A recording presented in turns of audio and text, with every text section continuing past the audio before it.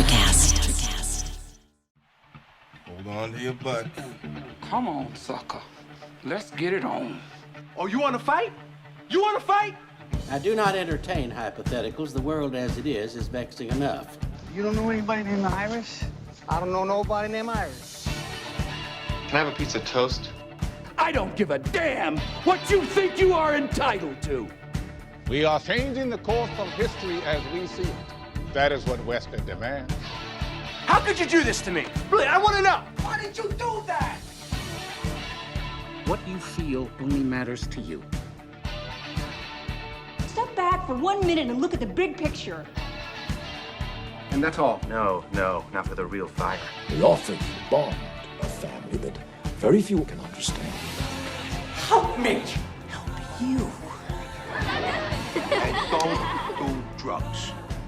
Or whatever movies with Wesley and Iris.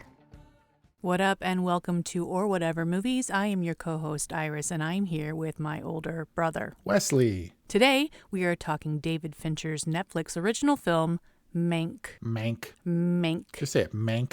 Yeah, Mank. What's up, Mank? So this is a new entry for Netflix and David Fincher movies. This is his longest span between movies. His last movie was Gone Girl, like 6 years ago. So when a David Fincher movie shows up, you sit up and take notice. Gary Oldman, no slouch. I thought we should watch this one, right? Yeah, this is kind of our first awards season entry. And as such, went into this movie knowing zero about it. Got Kelly on board. What's Mank about? That's an ambiguous title. I don't know, but we're about to find out. Nothing? Like not even a Citizen Kane reference? Nothing. So, did you know anything about Mank going in? Because I didn't even read the blurb on Netflix. All I knew was something I had seen in a Deadline article where Gary Oldman talked about Mankiewicz accepting the Academy Award like in real life in Orson Welles' absence. Like I knew that there was some kind of credit scandal or something associated with Citizen Kane. Okay, I didn't even know that. So you can imagine how that went, given that no one said the words Citizen or Kane until the very end when Citizen Kane was awarded its Oscar for screenwriting. Is that true? Well, in the movie, nobody said either of those two words. They didn't even say the original title that I discovered was Mankiewicz's screenplay title, which was The American, or which was American. Because I had the context, I didn't realize that they never said the title. And I find it kind of hard to believe in all of the creative discussions that he and Orson Welles had, or he and the producer Houseman had. But I guess that makes sense. I watched the first half of this movie twice. And the first time, I think I understood and retained almost nothing, like frustratingly so. Yeah, I estimated about a quarter. And then I watched it again. And this is definitely not a washer. This is a watcher, Yeah. To use your nomenclature. And I was like all attentive and like leaning forward and paying attention. And thankfully, I was able to kind of piece it together. And I have some kind of weird satisfaction for having kind of understood this film. Not that I understand all the contexts, political, both studio and governmental, but I understood the structure of this film. And not to suggest that I didn't know anything about the content. We live in Southern California. We are producers and we know something about Hearst. We've seen Citizen Kane. We knew about yellow journalism and things. It's just I didn't know starting off who Mankiewicz was and that he was the screenwriter for Citizen Kane. So being that I have that context, I was able to grasp before they ever said the title of the movie, which one they were working on, especially when Hearst came up, who eventually they just lapsed into calling Willie. But I gotta imagine for someone without that context, this is a film made about filmmaking, about filmmakers. And if you are in any way on the outside, it's got to be a difficult breach, right? I'm sure for people who love that movie and have watched it a million times, there are lots of references like Mayer kind of shouting into the microphone during the political rally or the political event where they were counting down the votes. I'm sure that a lot of these scenes were meant to mirror and thus conceivably inspire some of the Citizen Kane work. Like he sees Mayer up there kind of raging on the microphone at the podium, and I can put that into the movie. In the same way that when Orson Welles has his rager at the end and starts throwing stuff, Mank is like, oh, that's good. We can use that physical acting out as a, when she leaves Kane. Yeah, in the totally anticlimactic climax. And in the anticlimax. I guess the point being that if you know Citizen Kane backwards and forwards, there may be a whole lot in this movie where you're like, oh, see, that scene looks like Citizen Kane. It must have influenced it because that was part of Mank's life, thereby lending credibility to the idea that maybe he wrote this movie entirely in Wells's absence. Yeah, I think this movie was, I hope I'm not overusing the term, recursive in its self-referentialness. Certainly technique-wise, like they were implementing all kinds of Citizen Kane-esque filmmaking techniques. Tell me about it. Like some of the kind of cutesy blocking where you hold a paper or map or something up and then you open up on a big wide, and there's that and all the dips to black. In addition, we had lots of flares. This is probably the most since J.J. Abrams' movie from back in the day. We had the cigarette burns suggesting the changes of reels. That was cute. Fincher mentioned that before in Fight Club and stuff. My question is the acting and the blocking and the camera techniques. I get that it was meant to evoke films of that style, but also the sensibility of how films were to be made. Was the acting period as well? Was it intentionally sort of grand and explosive, but otherwise maybe just a touch false to the ear? I think that the acting was felt pretty contemporary. It didn't feel acty, stiff, or staged. Brian also mentioned that they used old-timey microphones. I guess, I'm assuming the hardware. It wasn't quite the level of old-timey radio. Did Herman Mankiewicz write for Citizen Kane all by his lonesome? Let's find out. But at the same time, there were so many things like that. They used, I guess, were they like condenser microphones or were they compression microphones, something like that, because they definitely altered the audio. The audio was a big hang up in this production, but they shot this thing entirely on modern digital 8K red cameras in black and white. So no color cut of this film exists in any form. Fincher's insistence on doing it that way actually led to a lot of delays because this movie, written by his late father back in like 2003, possibly before that, has been around for a long time. Nobody wanted to make it like Fincher wanted to make it. Netflix apparently is pretty good about this kind of stuff. So they're like, yeah, go do your Mankiewicz movie. I don't know if certain weird things that stood out to me, like all the weird lens flares, were intentional, or if that was a byproduct of the processing of this digital footage or what. But even the fan in the background was noticeably strange. The fire behind Mank in Hearst's when he was drunkenly ranting over the dinner party was obviously fake. I don't know if it was a treatment of actual fire or if it was an effect, but everything looked dated to me. There was even this weird distortion, like a light distortion around his pen when he was writing at one point.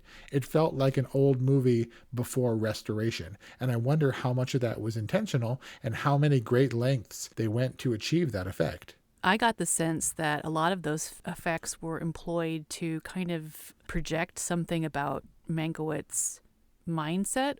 It seemed to me to be story motivated, like in particular, like when he wakes up at Marion Davies' film shoot, like it feels really blown out and overexposed, and like you would feel if you had a hangover and you woke up in broad daylight. Or the scene where he's drunk and stumbling around and going into his whole like diatribe in front of Louis B. Mayer and WR and his whole carnival party circus. Whatever it was. So, all that to say that when he was stumbling around and monologuing, like it felt like kind of vignetted and claustrophobic, and it felt like a lot of those effects were employed to support the story, to what level of effort they had to go to employ them, whether practically or in post, I don't know. But it seemed like they were motivated. And maybe the most obvious editorial choices were made in the election results, the sort of surreal montage, a close-up of headlines and eyes in close-up and that kind of thing. Do you remember that? Oh, yeah, when he's at the at the party, but also, kind of story motivated as he's, I'm presuming, getting drunker and drunker. Sure. It just seemed to be the most obvious throwback to a style of filmmaking and editing that we would be familiar with from the period, from Hitchcock Definitely. and things like that. So going back to the party, I was a little bit lost for a lot of this. We were so far removed from the politics of the time that even if we were able to keep up with the rapid fire banter and the quips, it still is a lot to ingest, right? Even if we weren't already removed by, 80 years? But pretty safe to say that Hearst and his parties were the epitome, the highest of high society, dressed up in costume. And it's funny to see Mank show up in his all disheveled in his suit, shouting with his cigar and his drink and stuff. And then people would get up like, I simply will not tolerate listening to this. And they would storm out of the dining room and put on like their safari hat on their way out the door. But like, where are you going? Are you going to wander around some other dude's palatial estate on top of the hill? They're going to go into the topiary maze or the Great Ballroom or something. You don't get up from someone else's dinner party if a guest crashes and starts talking crap. Well, I don't know. Hearst was awfully indulgent of Mank in that. I was like, how far is he going to let this go? Oh, he's going to go until everybody has been so offended that they're going to indignantly storm out of the dining room. Like, he let him go really far, probably too far for a host, like, who has other guests to kind of consider. Right. But I guess there was a point to it. Or just far enough to where he could clear out most of the room except for Mayer and then, take Mank by the shoulder and then push him into the fire. Yeah, I thought something much darker or menacing was going to happen. Instead, he gives him this.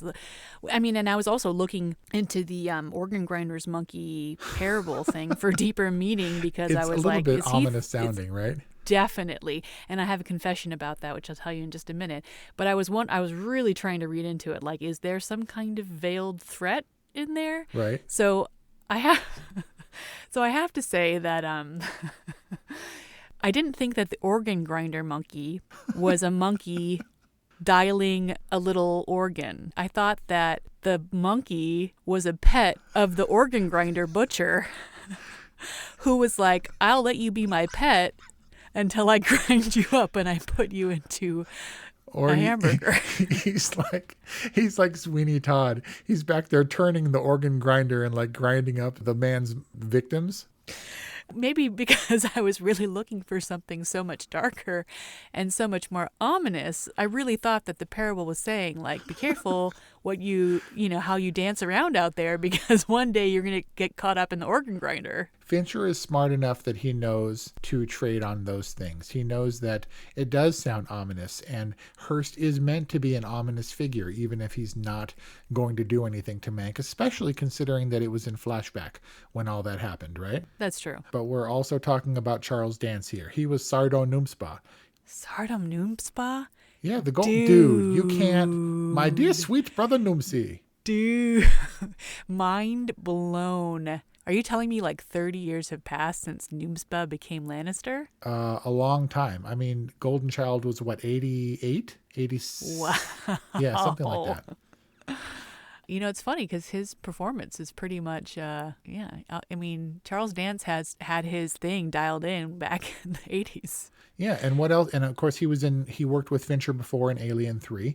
But what's the other major role I'm thinking of? Not Game of Thrones, not Golden Child, but Last Action Hero. But anyway, I don't know what major role or that anybody. But the point is, he plays a bad guy, and additionally, he plays a British bad guy because he's British, and a lot of people in this movie were British, Gary Oldman among them, all of them affecting American accents, which was a little bit curious to me. Including Lily Collins, right, who I thought was his other typewriting assistant, Lily James, from The Darkest Hour. Oh, yeah. Well, I remember Lily James from Cinderella and Baby Driver. Yeah, and exactly. Downton She Abbey, had a good year. Yeah, but you know who also had a good year is Lily Collins, who was surprisingly strong. I know Lily Collins from that stupid Mirror, Mirror, Snow White movie because I worked on the show with two of the little people that were the dwarfs, and they kept on talking about Mirror, Mirror being their big break into acting. And I was like, really, this one? The Julia Roberts movie? Right, exactly, that nobody saw. Oh the point is, I was like, why is Lily Collins in this movie? And actually, she surprised me. She was a good Britishy. Well, yeah, no. I thought that she was a good counterpart to Mank, and it was nice to see actors that I wouldn't ordinarily have thought could carry this kind of weight do their thing. I thought the guy who played Orson Welles was eerily appropriate, and I don't know who that was, but it worked for me. And Tom Burke. And Amanda Seyfried was good as the ingenue, I guess.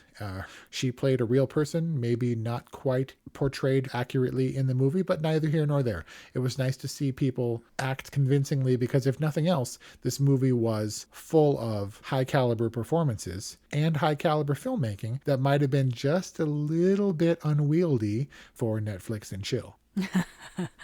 Yeah, it's not exactly a lean back kind of fun Friday night popcorn fare. All of the women I thought really well cast in that, yeah, they could go up against the formidable Gary Oldman, who is ironically kind of at its best when his characters are at their worst. And all of the women in his life are counterpoint to that, right? Because as airheady as Amanda Seyfried's Marion Davies might have been, she had some real substance to her performance. And Lily Collins is basically everything that Herman Mankiewicz is not, and like pinnacle of health and loyalty and stuff. Even his wife, poor Sarah, Don't call to have her. it together. I insist you not call her poor Sarah anymore. I think those were literally her last words in the film. As she went to go and stare a horse in the face. She hadn't been writing in years. No, she hadn't seen a horse's face in years. It was always the horse's ass for her. It's very quippy. It's very, yeah. Well, the whole thing was written that way. I mean, it's like people, you're like, how witty can these people really be? Like Aaron extemporaneously? Sorkin level witty. Exactly. Like people don't really talk this way, and it's kind of, you kind of feel dumb just trying to keep up with them. But I mean, I thought that these three women were all kind of different and distinct in their own way. And showed that, you know, as kind of unrepentant as the main character might have been, he at least had the good sense to keep some good people around him. Right. And thankfully he did, because we needed those people. Hearst was kind of this untouchable king on the hill. Mayer was so far removed from normal people. Like, he's just one of those studio men. And I don't understand why he dropped the handkerchief outside the car after the funeral. But even Mank was such an elevated character. It's like, how does one get close to this person in life? You would need someone as extreme as Orson Welles to have a Mank that you can utilize to the best of his abilities. Now, these ladies were loyal to him, and especially the lady whose entire village he helped out, or he was benefactor to. That was all admirable. Oh, yeah. But these quote-unquote normal people were sort of our inroads to some of these characters. Marion in particular, I think we were meant to identify maybe with more as a contemporary sort of person, and Mank being from a slightly different school and Hearst being from a different class. But Marion at one point says to Mank, you know, I hate this shop talk. I never know what's going on. And I was like, you got that right, sister. Like, we can bypass. She's speaking for all of us. Right? We can bypass all of the political stuff and just kind of go outside and smoke a cigarette and sit on the bench and kind of figure out what we're really doing there, because all that shop talk is artifice, right? It's posturing, and it's trying to make sure that you're a contributing member of this high society socialite kind of vibe. It's not like she's some kind of misfit. She certainly fits into this, and as WR's girlfriend, kind of maintains a certain kind of status. But she does kind of speak for all of us, and him kind of educating her on the ways of the world was touching and kind of a nice scene, and he was kind of like fatherly toward her, which made you feel better about their platonic affair. So all of that was help in exposition to be able to kind of dumb it down for the masses, I guess. And Right. I don't mind admitting that I was one of those dumb people who, I told Kelly afterwards, I got maybe a quarter of the actual content of that movie. And so you try to break it down from a filmmaking perspective, but at times inaccessible.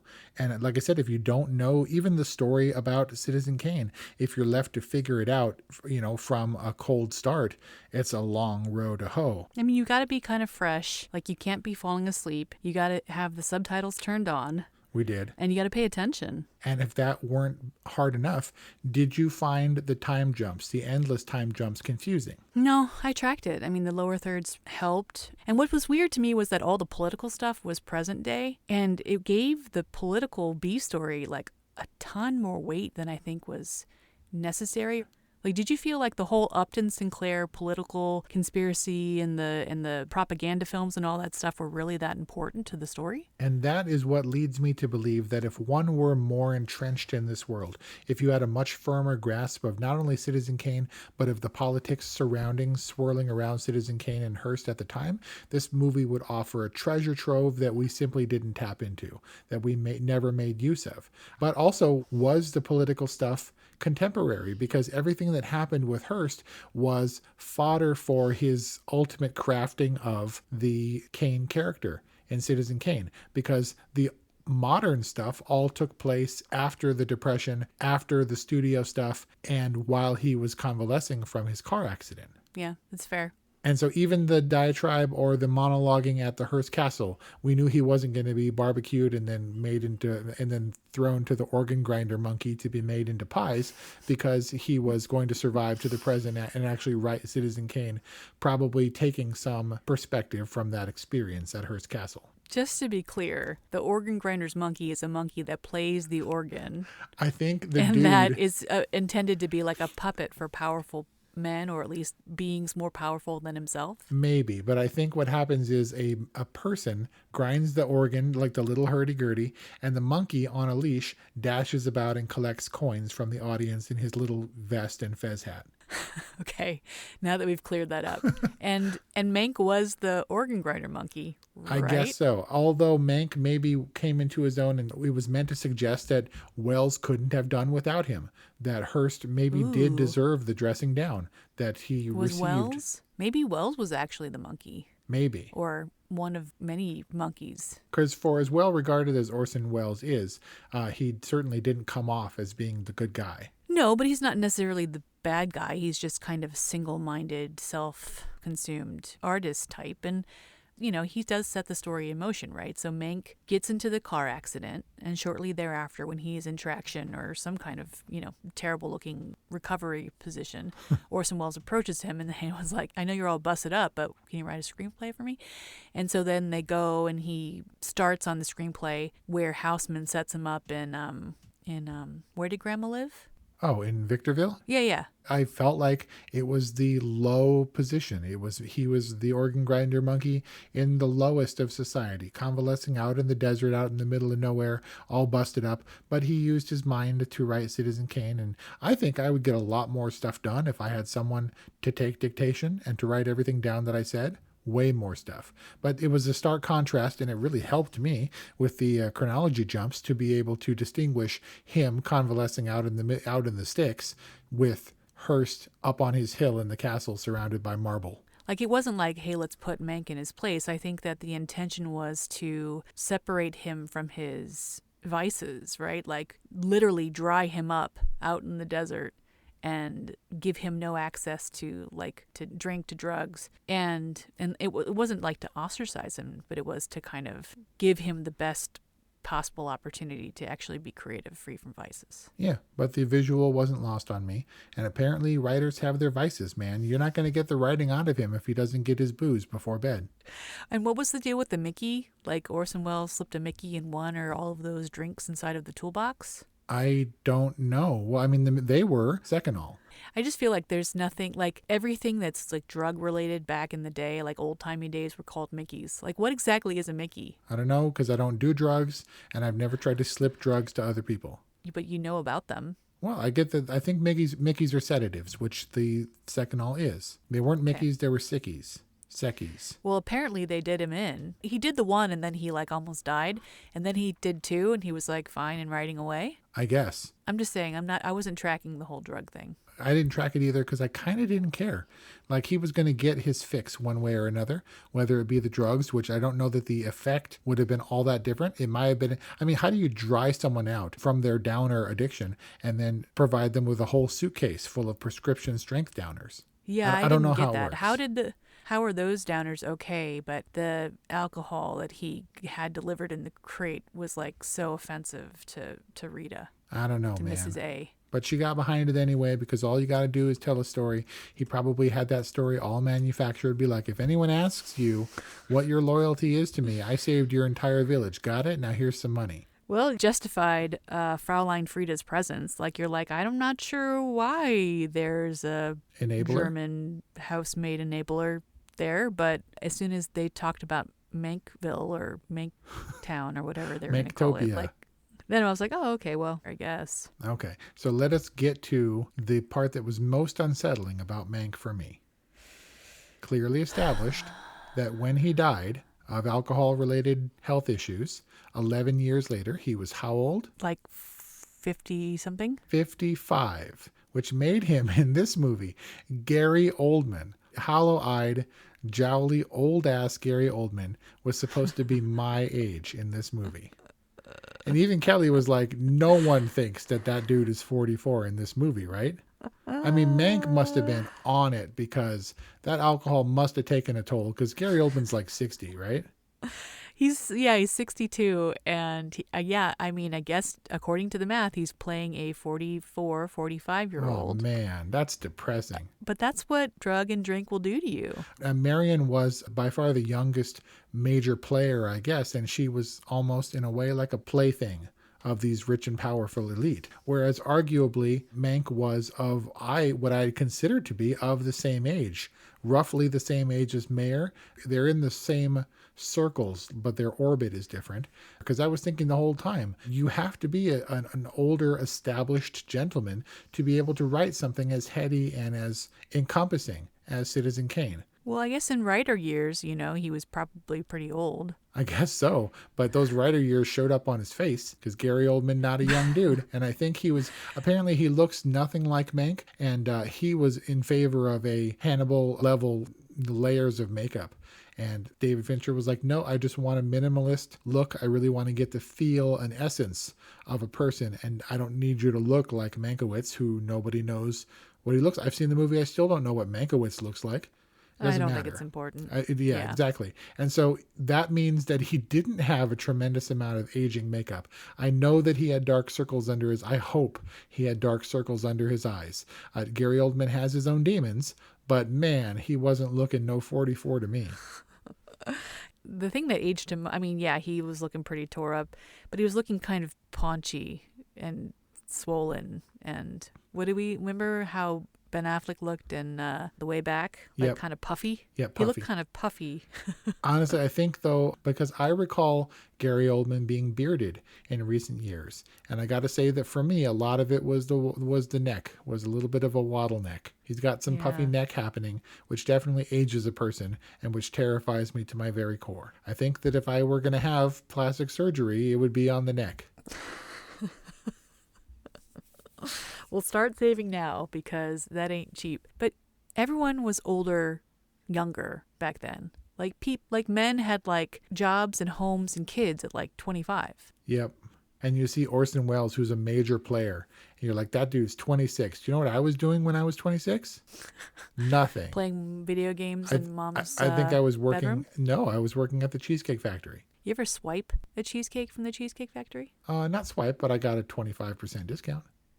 But overall feel of Mank, I think, was one of great care. They went to great pains to make a very certain kind of movie for maybe to get everything out of it that the filmmakers intended, a very specific kind of viewer. I am definitely not that viewer, but I was willing to go along with Mank because it has a lot of high-profile filmmakers, and we're in this strange place now where all of a sudden movies by revered directors and actors pop up under the illusion of being free on Netflix. Well, Fincher's movies have never been known for their accessibility. I mean, there's only so much relevance that this movie can have in the modern time, which I think, if there's a drawback to Mank, is definitely the biggest one.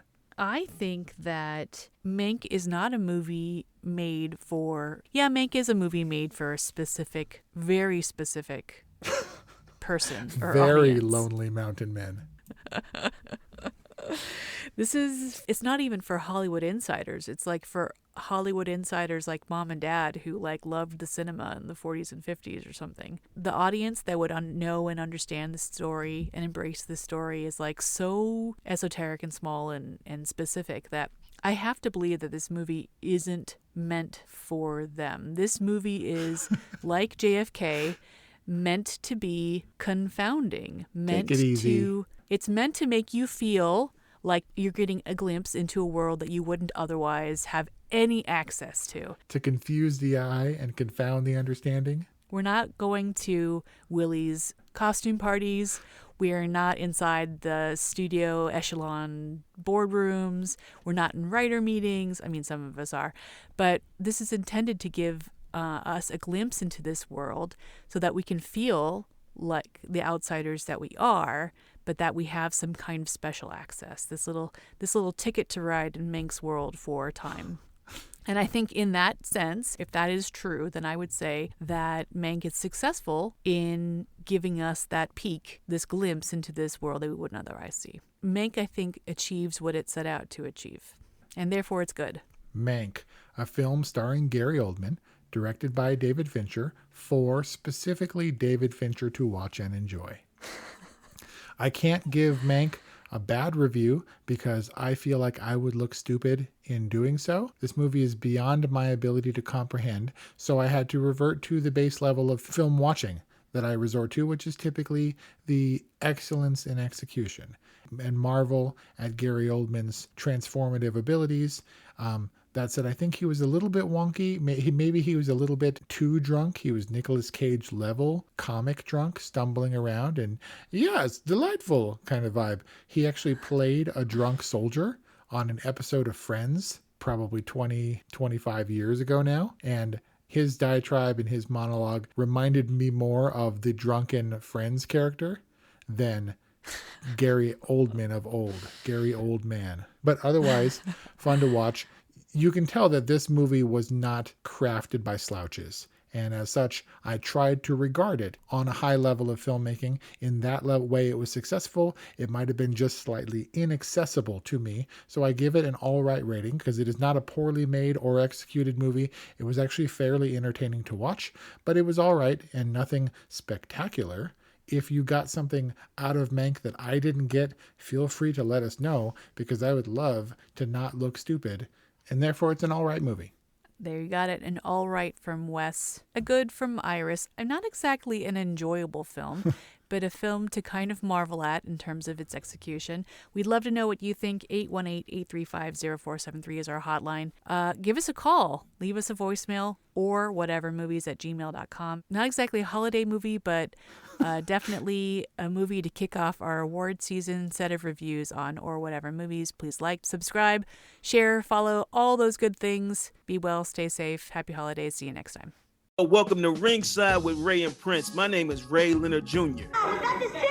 No, that's just my dad. My name is Prince Daniels Jr. Daniels again with a big home touchdown. On this show, we come to humanize athletes, entertainers, business executives. We're going to see what makes them tick. Tuesdays, 10 a.m. Pacific time on Spotify, Apple, Amazon, and wherever you get your podcasts. We'll see you there. Peace and power. Electric acid. Hey there, fabulous souls. I'm Stephanie Baklaan. And I'm Eden Alpert. And we're the hosts of the brand new podcast, Unapologetically Fab. Get ready to join us on an amazing and real journey as we dive into life after 40 and own it. We're all about changing the narrative, leaning into who you are, and living a life by your own design. Join us as we embrace life unapologetically and redefine success. This is Unapologetically Fab, an Electric Cast production. See you there.